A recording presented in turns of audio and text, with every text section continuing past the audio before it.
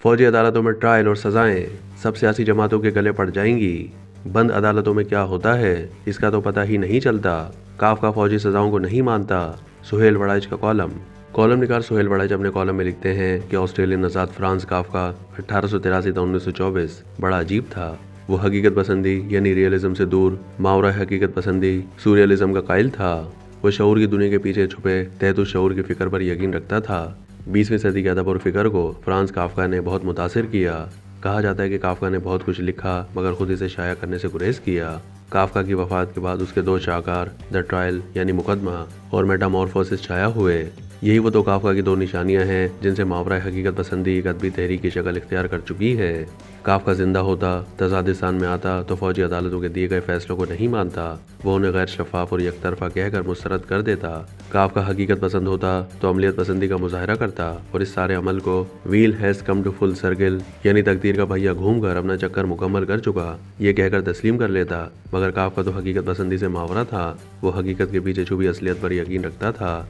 वो शऊरी दुनिया से बिन्हा तहत शऊर के जहाँ भी झांक सकता था। इसलिए काफका फौजी सजाओं को मानने से इनकार कर देता। काफका का द ट्रायल में मुलजिम के बेचारा जान ही नहीं पाता कि अदालत कहाँ लगी है, उसके खिलाफ इल्ज़ामात क्या हैं और इन इल्ज़ामात का दिफा क्या है और कैसे किया जाए। गर्जी के बेमानवियत यानी एब्सर्डिटी और तजरीदियत यानी एब्स्ट्रैक्ट का दौरा है। जो नज़र आता है वो हकीकत नहीं है। हकीकत से मावरा एक और हकीकत शायद असलियत है।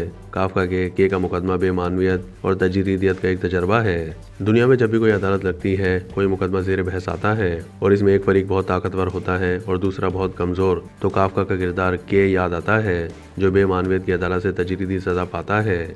इस सज़ा को दुनिया में कब कोई मानता है? यूरोप, अमेरिका, बरतानिया इसे क्यों मानेंगे? ये काफका का अहद है, ये उसकी दुनिया है। अब अमलियत पसंदी से ज़्यादा बेमानवियत दुनिया में राज कर रही है। अब हकीकत पसंदी का ज़माना लद चुका, अब तजरीदियत राज कर रही है। काफका का सवाल यह है कि मकबूलियत का शिकार मुलजिम गलत सही, वो गुनाहगार सही, मगर क्या उस पर मुकदमा चलाने की कार्रवाई शफाफ थी? खुली अदालत और होती है और इसमें तारीख के बड़े बड़े गलत फैसले होते हैं। इंसाफ के ऐवानों ने पहाड़ी गलतियां की हैं मगर फिर भी खुली अदालतों के गलत फैसले भी तस्लीम करना पड़ते हैं कि ये इंसानी तहजीब का सदियों से उसूल है कि झूठी अदालतों के गलत फैसले मान कर ही तहजीब और कानून को बरकरार रखा जा सकता है। सोकरात और भुट्टो दोनों को इल्म था कि उनके खिलाफ फैसले गलत हैं, लेकिन सोकरात ने जहर का प्याला पीकर कानून और तहजीब का भरम रखा और अमर हो गया। भुट्टो ने अपने खिलाफ मुताज़बाना फैसले करने वालों को आखिरी दिन तक मी लौट कहा और फांसी पर चढ़कर कानून और आइन का भरम रखा, जान दे दी, मगर कानून और आइन का सीना चाक नहीं किया। ये तो दोनों खुली अदालतें थी। बंद अदालतों में क्या होता है इसका तो पता ही नहीं चलता। काफका उनके फैसले क्यों माने? तजादिस्तान के आजिज ने हफीजुल्लाह नियाजी को हस्सान नियाजी के हवाले से फ़ोन किया। उनसे इजहार हमदर्दी वाजिब था मगर साथ ही उनको कहा कि इस सज़ा में एक अच्छी और बुरी खबर है।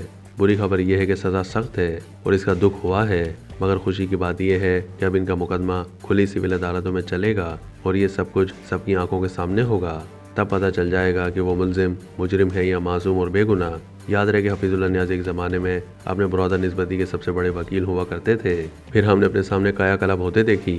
जब वो इमरान खान के वकील थे तब सारे सहाफ़ियों की इमरान खान से मुलाकातों और ज़ियाफ़तों का बंदोबस्त किया करते थे। उनकी ज़ियाफ़तें अभी जारी हैं मगर अब उन महफिलों की शमा इमरान खान नहीं बल्कि वो खुद होते हैं। अपने इकलौते बेटे हस्सान नियाज़ी की गिरफ्तारी के बाद वो एक बहुत बड़े ज़ाती, सियासी और नफसियाती बहरान से गुजर रहे हैं। वो इमरान खान की सियासत को नापसंद करते हैं, रोज़ाना उसके खिलाफ मजबून बांधते और तकरीरें करते हैं, मगर बहरान यह है कि हस्सान अपने मामू के फ़लसफ़े पर दिलो जान से फ़िदा है। बाप के समझाने के बावजूद वो दिलेरी से अपनी मर्जी करना चाहता है। अब बाप 2 हिस्सों में बटा हुआ है। एक तरफ तो बेटे की मोहब्बत है तो दूसरी तरफ उसके अपने नज़रियात। अभी तक वो दोनों अहद खूब निभा रहे हैं। खुदा इनकी मुश्किलें आसान करे। जिक्र फ्रांस काफका का हो रहा था, बीच में हफीजुल्लाह नियाज़ी और उनके फर्जंद हस्सान का जिक्र आ गया। अब वापस काफका की तरफ चलते हैं। काफका अजीब था, उसके किरदार अजीब थे, उसकी कहानियाँ अजीब थीं, उसके ख्यालात अजीब थे और उसकी कहानियों के नताइज भी अजीब थे।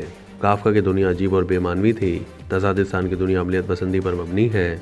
यहाँ मकबूलियत हो भी तो कबूलियत ज़रूरी होती है। यहाँ ताकतवरों से लड़ाई महंगी पड़ती है। यहाँ हुजूम ताराज तो कर सकते हैं, इनकलाब नहीं ला सकते। यहाँ मुतसादिम ख्यालात का इजहार तो किया जा सकता है, इन ख्यालात की ताकत के ऐवानों में शिनवाई नहीं होती। यहाँ मयार मावरा हकीकत नहीं, हकीकत है। यहाँ नज़रिया और बयानी कारगर नहीं, ताकत का जोर जोरा है। यहाँ अफराद शुमार नहीं होते, यहाँ हथियार गिने जाते हैं। जिसके पास हथियार ज़्यादा हैं वही फातेह है। यहाँ मुतबादिल बयानी शिकस्त खाते हैं और मुक्तदिर बयानी छा जाते हैं। ये और दुनिया है, काफका की दुनिया और थी। تزادستان کا عامی مخمصے میں ہے۔ اس کا خیال ہے کہ تحریک انصاف کی 9 مئی کی حکمت عملی غلط تھی۔ نومبر کا اسلام آباد مارچ خون خرابہ پروگرام تھا، مگر سیویلین سیاسی کارکنوں کا فوجی عدالتوں میں ٹرائل اور سزائیں ایک نئی ریت ہے جو کل کو سب سیاسی جماعتوں کے گلے پڑ جائے گی۔ یہ ایک طرح سے تزادستان کی چھوٹی عدالتوں پر مکمل عدم اعتماد کے بھی مترادف ہے۔ دنیا میں بھی اس کا یہی تاثر جا رہا ہے۔ عوامی کی رائے میں یہ راستہ بند ہو جانا چاہیے۔ چھوٹی عدالتوں کی اصلاح کی جائے تاکہ وہاں انصاف کی جلد فراہمی ہو سکے۔ تفتیشی اداروں میں سرمایہ کاری کی جائے کہ وہ جدید تکنیک سے اپنا کام کر سکیں۔ وردی والوں، ملکی غداروں اور دہشت گردوں کا فوجی ٹرائل ہونا چاہیے، مگر سیویلین اور بالخصوص سیاسی کارکنوں کا مقدمہ عام عدالتوں میں ہی چلنا چاہیے۔ دنیا بھر کو یہ تاثر دینا کہ یہاں انصاف کے تقاضے پورے نہیں کیے جا رہے پاکستان کے لیے سخت خطرناک ہے۔ کافکا جو چاہے سوچے، عامی کے تزادستان میں تو طاقت ہی فیصلے کرے گی۔ کاش کوئی کافکا کو بھی پڑھ لے۔ کیا آپ نے کافکا کا کوئی شاہکار پڑھ رکھا ہے؟ کمنٹ سیکشن میں بتانا نہ بھولیے۔